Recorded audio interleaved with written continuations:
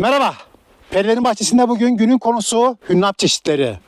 Perilerin Bahçesi içerisinde 10'u yabancı çeşit, ikisi yerli çeşit olmak üzere toplamda 12 adet hünnap çeşidi bulunmakta.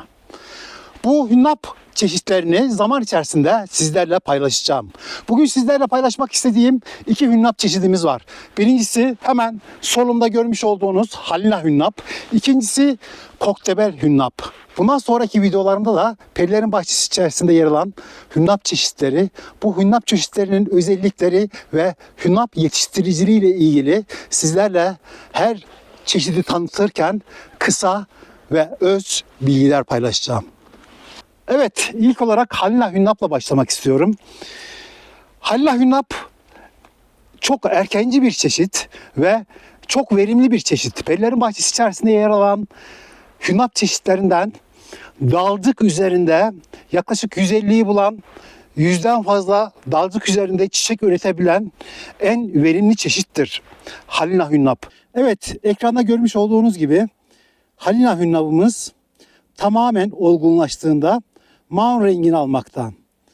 Meyve yüksekliği ve meyve çapı hakkında sizlere bilgi vermek istiyorum. Meyve yüksekliği yaklaşık 5 santimetre, ortalama 5 santimetreyi bulmakta.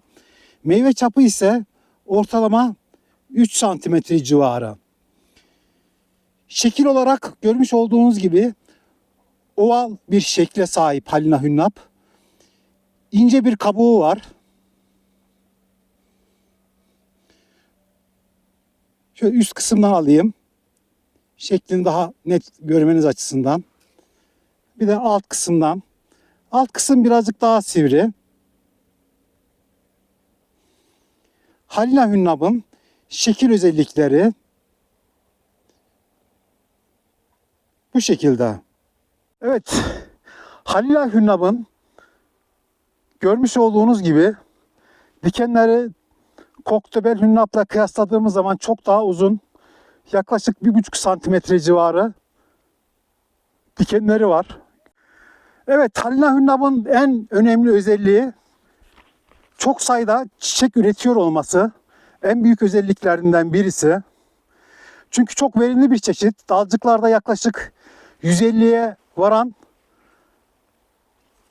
çiçekler meydana geliyor Halina hünnapta. Meyveleri tatlı ve sulu, çıtır çıtır, taze ve kurutmalık olarak yenilebilir bir çeşit Halina hünnap.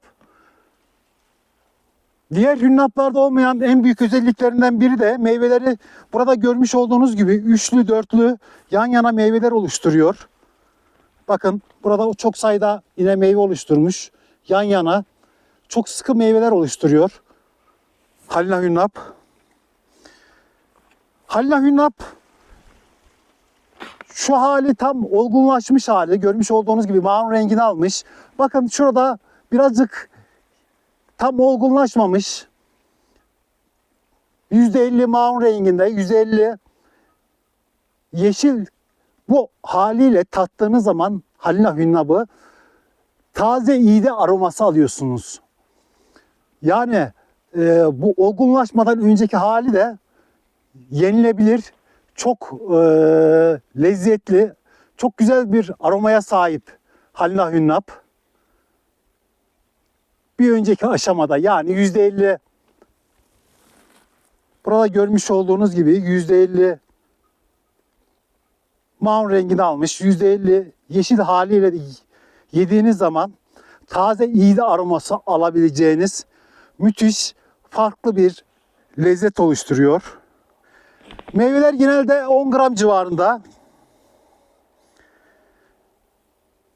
Orta büyüklükte meyvelere sahip Halina hünnap. Ve çok erkenci bir çeşit Halina hünnap. Bakın bu Halina hünnap, koktebel hünnapla kıyasladığımız zaman Halina hünnapımız tamamen olgunlaşmış. Yeme aşamasında, ancak koktebel hünnapımızın birçok meyvesi az önce de görmüş olduğunuz gibi yaklaşık %90'a varan meyveleri daha yeşil, olgunlaşmamış bir durumda. Evet, şimdi de Halina Hünnap'ı tadıp aroması hakkında sizlerle bilgiler paylaşacağım. Burada şu alt kısımları görmüş olduğunuz gibi yeşil olan ve tam maun rengini almış bir meyve daha koparıyorum. 2 tane meyve kopardım. Görmüş olduğunuz gibi. Bu 2 meyveyi de tadacağım. Meyve özelliklerini, aromasını, lezzetini sizlerle paylaşacağım. Öncelikle bu yeşil olan hünnap'ı tatmak istiyorum.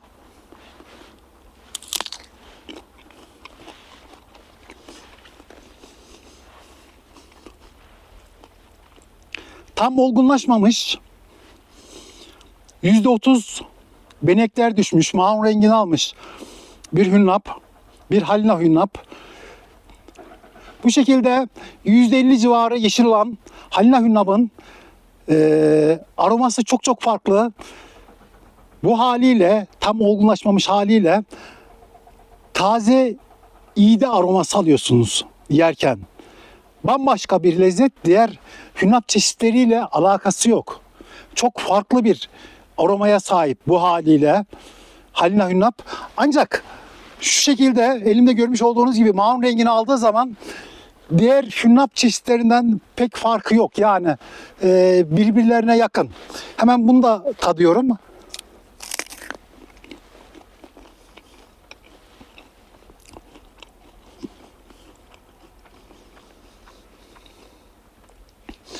Tam olgunlaşmış Halina Hünnap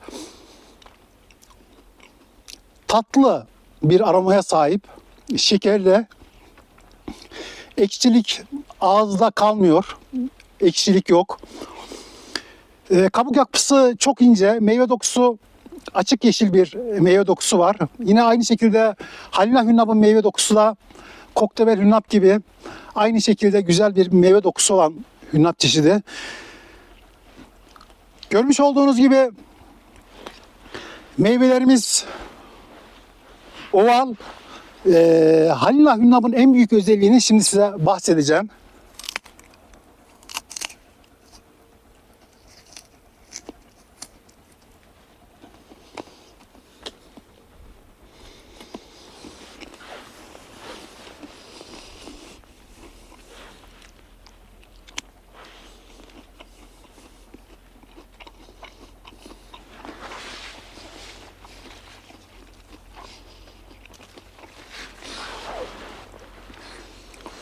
Halina Hünnap'ın çekirdekleri çok küçük.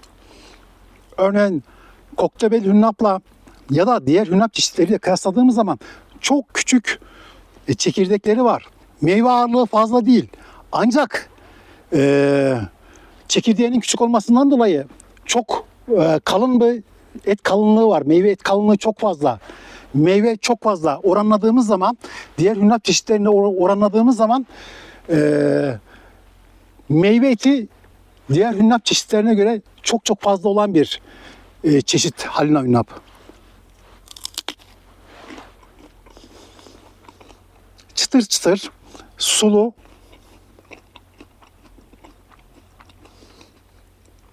Bu da aynı şekilde Koktebel Hünnap gibi mükemmel aromaya sahip bir hünnap çeşidi. Evet, hünnapımız Koktebel Hünnap. Koktebel Hünnap'ın en büyük özelliği geç sezon bir çeşit olması. Çok geçici bir çeşit olması Koktebel Hünnap'ı diğer hünnap çeşitlerinden ayırıyor. Az önce size göstermiş olduğum Halina Hünnap ve Perilerin Bahçesi içerisinde yer alan tüm hünnap çeşitleri olgunlaşmış olmasına rağmen görmüş olduğunuz gibi Koktebel Hünnap %80 oranında hala yeşil ve bazı meyvelerde benekler düşmüş ama çoğunluğu daha yeşil, daha olgunlaşmamış. Şu an Ekim'in 10. günündeyiz. Buna rağmen görmüş olduğunuz gibi Koktebel Hünnap daha hala olgunlaşmamış bir durumda. Koktebel Hünnap'ın diğer bir özelliği de çok iri meyvelerinin olması. Meyve ağırlığı yaklaşık 50 gram civarında.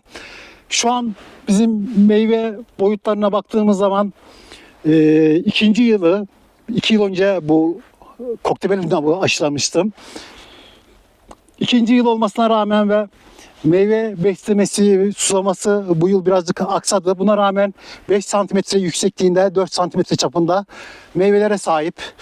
Meyve şekli oval, kutuplar, basık. Peyzaj anlamında özellikle yeşilden maun rengine dönmeden önce benekli haliyle çok güzel bir görüntüsü var koktebel hünnapın. Koktebel hünnap, halina hünnap gibi çok verimli bir çeşit. Halina hünnap kadar değil. Ancak koktebel hünnap da dağcıklarda 100'den fazla çiçek bulunduran çok verimli bir çeşit. Hünnap yetiştiriciliğinde verimliliği etkileyen en önemli faktör tozlama. Hobi bahçeciliğinde ya da ticari bahçecilikte hünnap ağaçlarını dikerken mutlaka en az 2 çeşitten oluşan bir dikim yapmanızı öneriyorum. Çünkü hünnap kendi kendine %10 tozlaşma sağlayan, çapraz tozlaşmayla %15 oranında tozlaşma sağlayan bir meyve çeşidi. Dolayısıyla çapraz tozlaşma kendi kendine tozlaşmadan çok daha fazla tozlaşma sağladığı için meyve verimliliğini doğrudan etkileyecektir. Zaten hünnapta çiçekten meyveye dönme oranı %1 ila 2 oranında değişiyor. Çiçekten meyveye dönüşüm diğer meyvelerle kıyaslandığı zaman hünnapta %1, %2'lik oran çok düşük bir oran. O yüzden dalcıklardaki çiçek sayısını artırmak için mutlaka çapraz tozlaşmanın olması gerekiyor. O yüzden verimliliği artırmak için mutlaka bahçenizde çapraz tozlaşmayı sağlamak için ikinci bir çeşidin olması gerekiyor. Evet, şu an ekranda görmüş olduğunuz koktebel hünnapın bir dalcık üzerindeki meyve dağılımını görmektesiniz. Yaklaşık bu dalcık üzerinde 18 adet meyve var. Bu dalcık kırılmasın diye bağlama ipiyle bağladım. Burada size ifade etmek istediğim husus şu. Bakın buradaki meyveler ilk olgunlaşan meyveler. Bir sonraki aşamaya bakın. Bura benekli, üzerine benekler düşmüş. Bir olgunlaşmadan önceki hali koktebel hünnapın. Bakınız.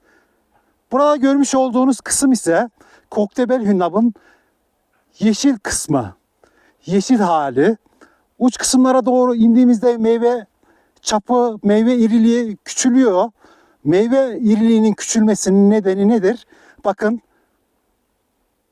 bu dalcık üzerinde yaklaşık 18 adet meyve var. Dolayısıyla ağacımız öncelikle buradaki meyveleri olgunlaştırdığı için ve bu uç kısımdaki çiçekten meyveye dönüşen meyvelerimiz daha küçük kalmış dolayısıyla. Bakınız bu koktebel hünnapın da üzerinde yine benekler oluşuyor. Bu koktebel hünnapın olgunlaşma durumu birazcık farklı. Bakın şu yeşil hali. Bundan sonraki aşaması bu şekilde görmüş olduğunuz gibi benekli bir hal alıyor. Daha sonra bu benekler çoğalıyor ve bakın şurada görmüş olduğunuz gibi bir maun rengini aldığı zaman bu yeme aşamasına gelmiş bir hünnapı görüyorsunuz. Evet, koktebel hünnapın meyvesini incelediğimiz zaman şekil olarak oval, kutuplar basık, meyve yüksekliği yaklaşık bu hünnap meyvemizde 5 santimetre civarında, meyve çapı 4 santimetre civarında bir meyve oluşturmuş. Bu koktebel hünnap için küçük bir meyve. Daha iyi beslemeyle daha irileşecek. Çünkü koktebel hünnap iri bir çeşit. Evet, koktebel hünnapın müthiş rengini görmektesiniz. Burada Hünnap deyince ilk akla takılan sorunlardan birisi de hünnapın dikenleri. Bakın burada bir geçen yıldan kalma diken var. Şu an görmüş olduğunuz. Bu diken yaklaşık 3 milimetre civarında. Bakın şu an daha net.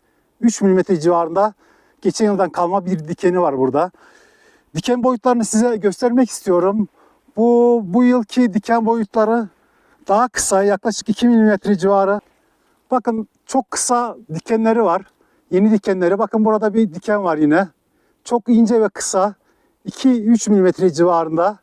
Bakın bu koktebel hünnapın 3 milimetre, en fazla 3 milimetre civarında, 2 ya da 3 milimetre civarında dikenleri mevcut. Kısa dikenli bir hünnap çeşidi. Diğer hünnap çeşitleri gibi koktebel hünnapın uzun dikenleri yok. Koktebel hünnapın meyveleri yaklaşık 50 gram civarında. Bakınız genel olarak koktebel hünnapa baktığınız zaman bu yeşil görmüş olduğunuz gibi birçok meyvesi hala yeşil. Çok geçici bir çeşit.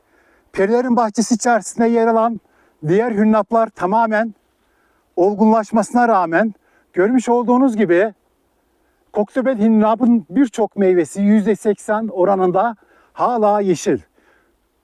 Çok geçici, geç sezon bir çeşit. Bahçenizde bulundurmanız gereken bir çeşit. Geçici olması dolayısıyla geç sezonda hünnap meyvesi almak için, hünnap meyvesini yemek için oldukça uygun bir çeşit. Koktebel hünnapı hem kurutmalık olarak hem de taze olarak rahatlıkla tüketebilirsiniz. Şimdi de sizlerle koktebel hünnapın aromasını tatmak istiyorum ve bu koktebel hünnapın aromasını da sizlerle paylaşacağım. Evet, burada olgunlaşmış, bakın tam maun rengini almış, olgunlaşmış bir çeşit. Bakın gördüğünüz gibi. Size bir de burada 3 farklı, bakın aynı dalcık üzerinde yeşil.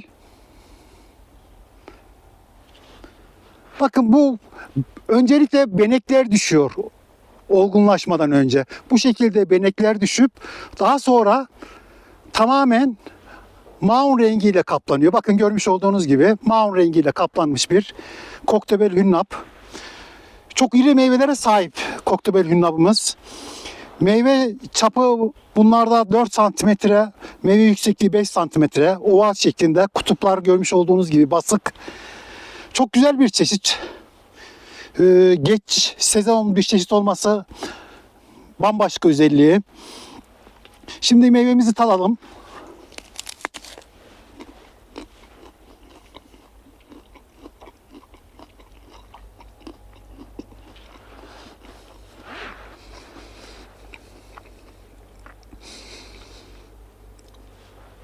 Meyve dokusuyla başlamak istiyorum. Çok güzel bir meyve dokusu var. Beyaz ve açık yeşil renkte meyve dokusu. Tadı şekerli, hafif ekşi bir aromaya sahip. Ama çıtır çıtır, hafif sulu. Bence mükemmel aromaya sahip. En güzel hünnap çeşitlerinden birisi bu görmüş olduğunuz koktebel hünnap.